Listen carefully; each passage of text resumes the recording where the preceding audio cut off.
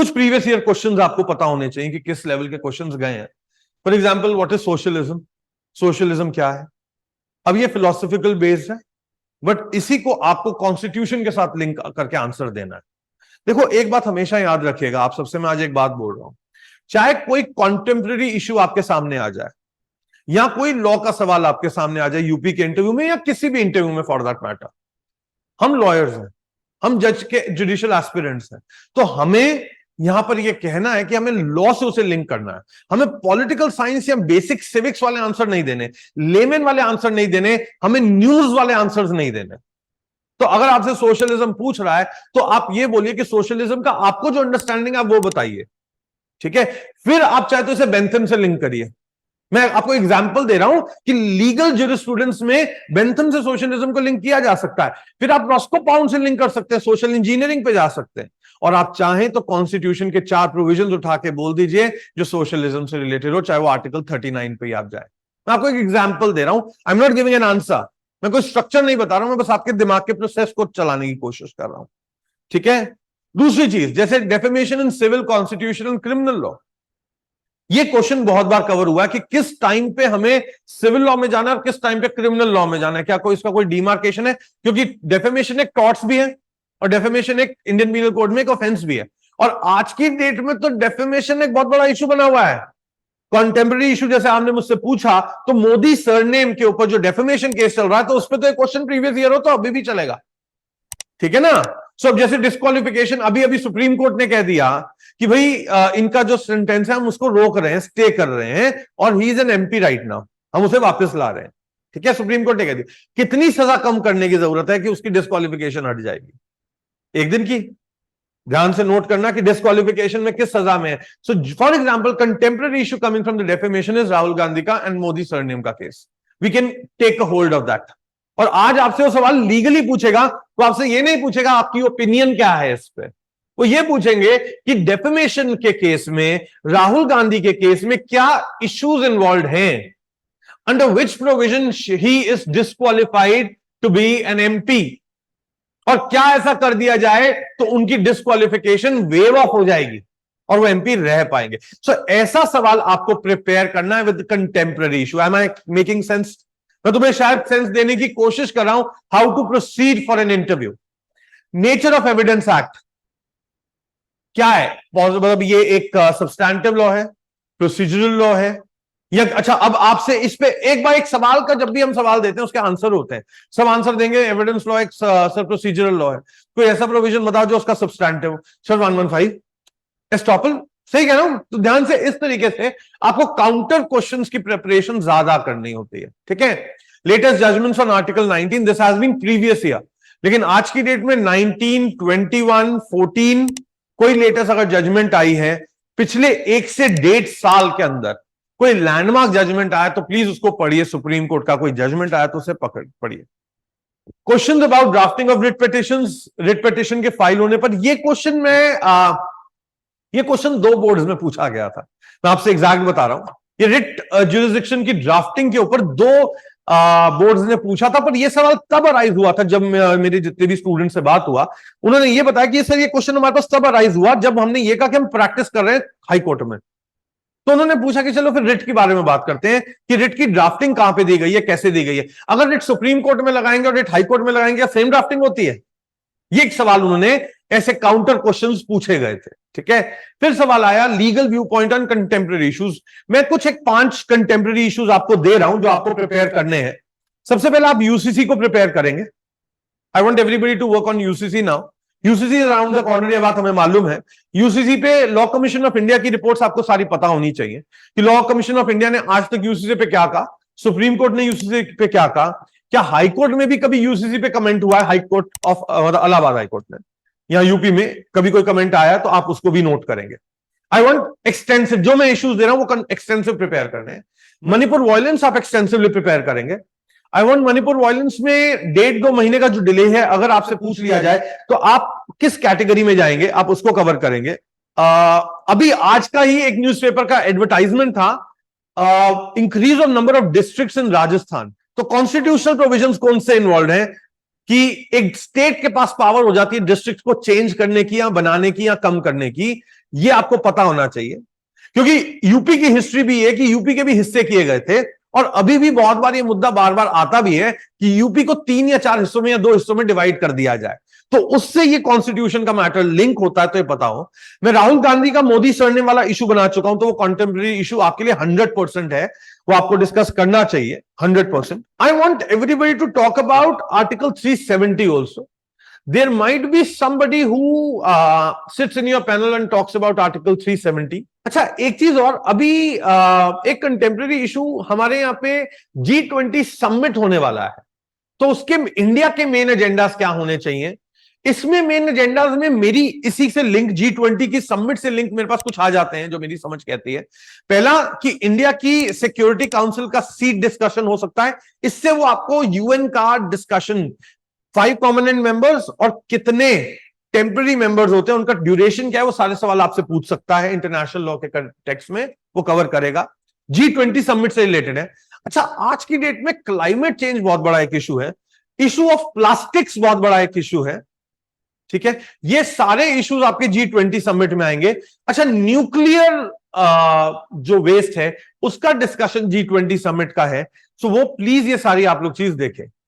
Ukraine war का discussion भी हो सकता है, या रशिया यूक्रेन वॉर डिस्कशन जो है उस पर भी मुद्दा हो सकता है, क्योंकि अभी उनके बीच में एक नेगोशिएशन हुआ अभी से शायद 2 दिन पहले, जिसमें यूक्रेन ने कहा है कि हमारी नेगोशिएशन बहुत अच्छी रही, और रशिया कह रहा है बिल्कुल वाहियात रही, बिल्कुल बेकार रही, हमने कोई भी हमारे बीच में नहीं आया। सो इस पे सवाल आ सकता है कि what is the end result. इसमें वो नाटो भी पूछेगा आपसे, वो ये भी पूछेगा कि ज्योग्राफिकल रशिया में ऐसा क्या इशू है कि यूक्रेन वॉर है, what is the issue, exact war का कारण क्या है, ठीक है। ये सारे सवाल आपके सामने, आई होप 5 से 7 मैंने आपको दे दिया है।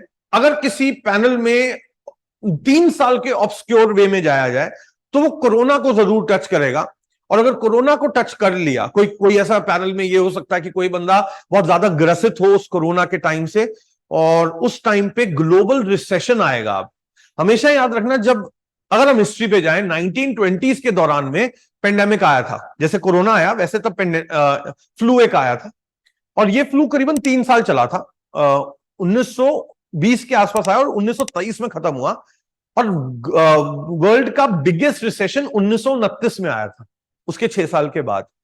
कभी भी जब भी कोई डिजीज वर्ल्ड ओवर हिट करती है, उसका जो इकोनॉमिक इंपैक्ट है उससे 5 साल के बाद आता है।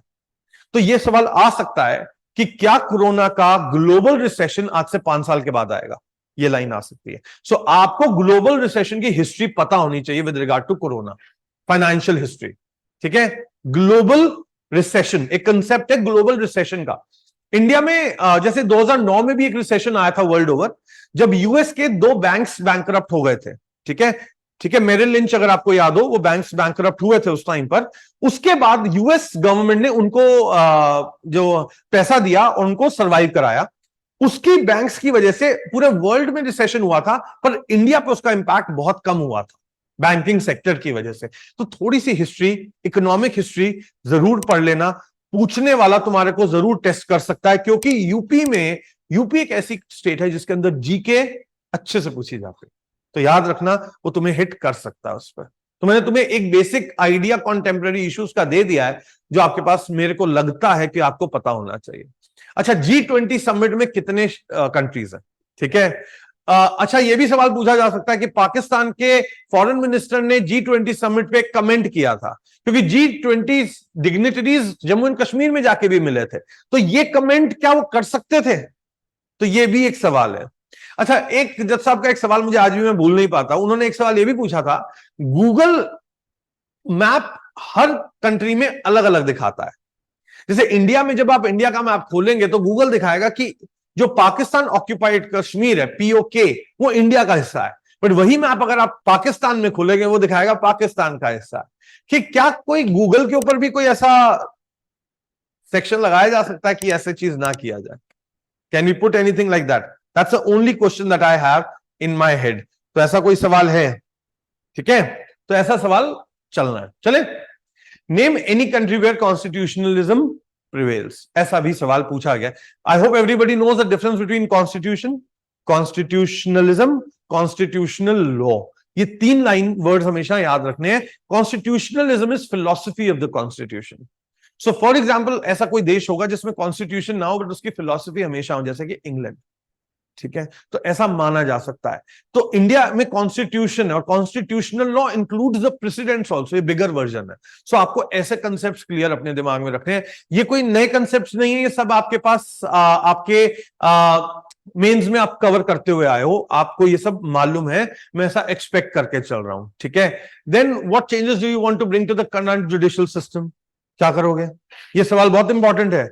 What changes you want to bring to the current judicial system? Sir आते ही सारे ये 5.4 करोड़ का, अच्छा सॉरी, कंटेम्प्रेरी इश्यूज में पेंडेंसी ऑफ कोर्ट्स लिख देना, बोलना मत। रीसेंट डेटा है ग्रिड का 5.4 करोड़, ठीक है, और 5.4 करोड़ केसेस पेंडिंग है इंडिया में। प्लीज इस डेटा को पढ़ लीजिएगा, यह पढ़ना आपके लिए अनिवार्य है। और आपसे यह सवाल जरूर पूछा जा सकता है कि आप इस डेटा को आपने पढ़ लिया कि भाई इतनी सारी पेंडेंसी है, तो आप क्या करने वाले हैं जज बनते ही? सर मेरे पास तो हैरी पॉटर की वॉन्ड है और मैं सीधा सीधा सब बदल के खत्म कर दूंगा। ऐसा होने वाला नहीं है। तो क्या बोलोगे, क्या आंसर करोगे? सो याद रखना, you have to answer in a very simple way कि sir I will do one thing that as Gandhi ji said, क्या कहा था गांधी जी ने, कि जो भी चेंज तुम दुनिया में देखना चाहते हो अपने से शुरू करो, है ना। So whatever change I want to see in the world, it should start with me. So मैं ये करूंगा कि मेरा जितना भी टाइम होगा मैं उसकी बेस्ट यूटिलाइजेशन करूंगा towards this judicial system to improvise it. I may not bring a big change but I will try to bring the smallest change that I could do as a person, that's it. तुम पूरा बदल नहीं सकते, तुम खुद अपने आप में जुडिशियल सिस्टम नहीं हो तो बदल नहीं पाओगे। तो इसलिए मैं अपना काम सबसे अच्छे से करने की कोशिश करूंगा।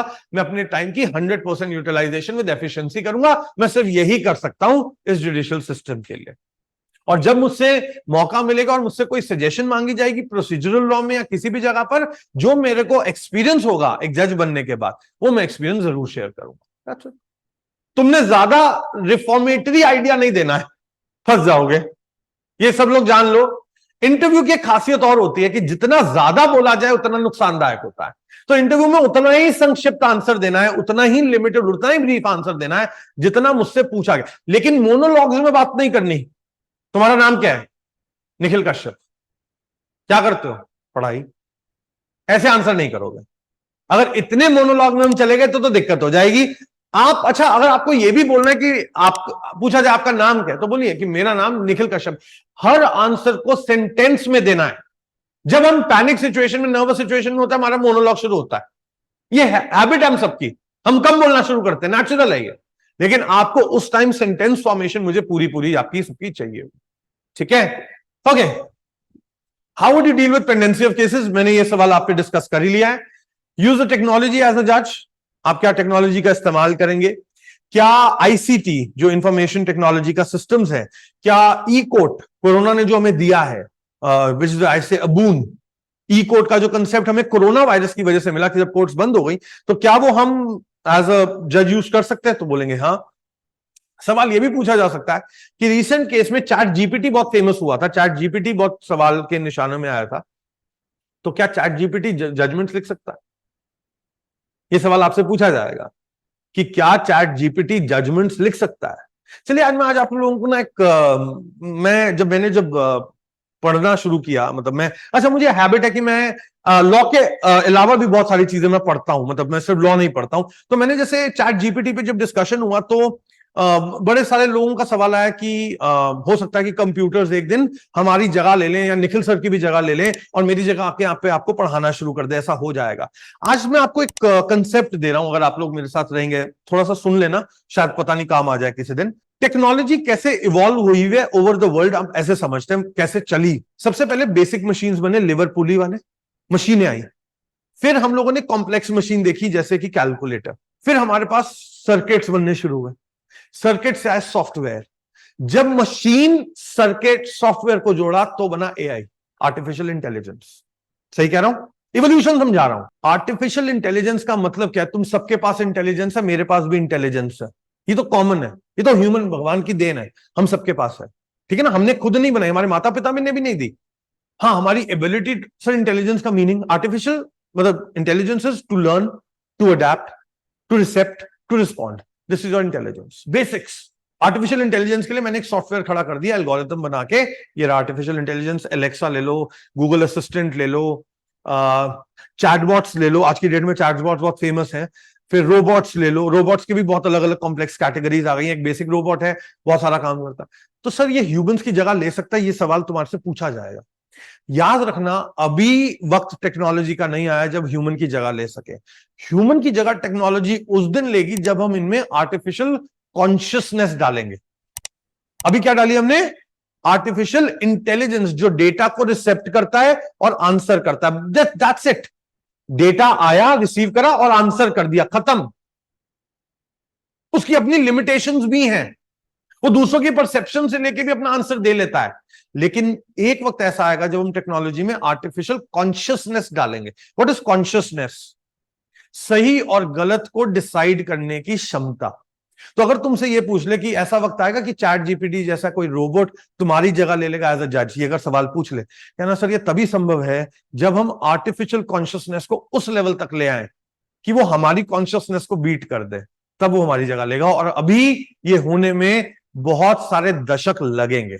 ये लाइन तुम्हें बोलनी है, क्योंकि अगर तुमने ये बता दिया कि मैं रिप्लेसेबल हूं, मैं रिप्लेस हो सकता हूं, लेकिन थ्योरेटिकली भी मैं रिप्लेसेबल नहीं हूं आज की डेट में। ह्यूमन रिप्लेसेबल नहीं है आज की डेट में, क्योंकि हर जगह पे ह्यूमन थिंकिंग डिफर करती है। तो ये जरूर लाइनें आप लोगों को बोलना है। मैंने शायद आर्टिफिशियल कॉन्शियसनेस का कंसेप्ट दिया, अगर आप लोग समझ पाएंगे तो। When you will be a जज, what do you expect from our institute? Institute वो ट्रेनिंग इंस्टीट्यूट की रेफरेंस पे दे रहे हैं, तो आप क्या एक्सपेक्ट कर रहे हैं? आप ये बोलेंगे मुझे प्रैक्टिकल अंडरस्टैंडिंग, प्रैक्टिकल ट्रेनिंग, या मुझे जज के साथ बैठना है, उनका टाइम मैनेजमेंट। बेस्ट आंसर यहां पे आप देंगे टाइम मैनेजमेंट। सर मैं अभी पढ़ के आ रहा हूं, मेहनत करके आ रहा हूं, या मैं थोड़ी एडवोकेसी कर रहा हूं, या मैं एलएलएम कर रहा हूं, या मैं कुछ भी कर रहा हूं, जो भी आपका जवाब होगा। लेकिन उसके साथ साथ आपको यह भी जवाब देना है कि सर मुझे एक एज अ जज टाइम मैनेजमेंट सीखना है, ये मुझे नहीं आता। तो मुझे लगता है कि आपके इंस्टीट्यूट से मैं टाइम मैनेजमेंट सीख सकता हूं। This is the best answer and very, इस पे काउंटर नहीं है, इस पे काउंटर नहीं है, क्योंकि जज बनने का पहली बार मुझे मौका मिल रहा है। तो इसका काउंटर क्या है भाई? हाँ ठीक है, तो सीखोगे, नेचुरल बात है। अच्छा, मेरी कोशिश ये होती है कि एक इंटरव्यू में हर बच्चे को मैं ये सिखा पाऊं, हर एस्पिरेंट को ये सिखा पाऊं कि आप आंसर ऐसा देने की कोशिश करो जिसका काउंटर ना बन पाए। उससे हमारा इंटरव्यू बेटर होता जाएगा। लेकिन जितने काउंटर दोगे, काउंटर काउंटर काउंटर, वो आपको जाल में फांसता जाएगा और आप गड़बड़ करते जाओगे। ठीक है, चलो। When you will be a जज, what will you do the first thing? क्या करोगे पहली बारी? अगर जज बन गए, रिजल्ट आ गया, क्या करोगे पहली चीज? चलिए, एक अच्छा आंसर मेरे हिसाब से जो होना चाहिए कि जब आप सबसे पहले जज बने, सर मैं सबसे पहले तो भगवान और अपने माता पिता का थैंक यू करूंगा। मैं उनके चरण या पैर या जो भी आप करेंगे, मैं उनको थैंक करूंगा। सबसे पहली चीज आपको ये करनी चाहिए आइडियल सिचुएशन में। लेकिन अगर आपसे उन्होंने उसका काउंटर मारा और उनसे पूछा कि अच्छा आप जब जज बन जाएंगे और आपको कुर्सी मिलेगी, तब आप सबसे पहली चीज क्या करेंगे? तो बोला मैं भगवान का फिर शुक्रिया अदा करूंगा कि मुझे यहाँ पे बिठाने के लिए, और मैं भगवान से प्रार्थना करूंगा कि मुझे हमेशा सही गाइड करे, ताकि मैं हमेशा सही काम या कर्म कर पाऊं।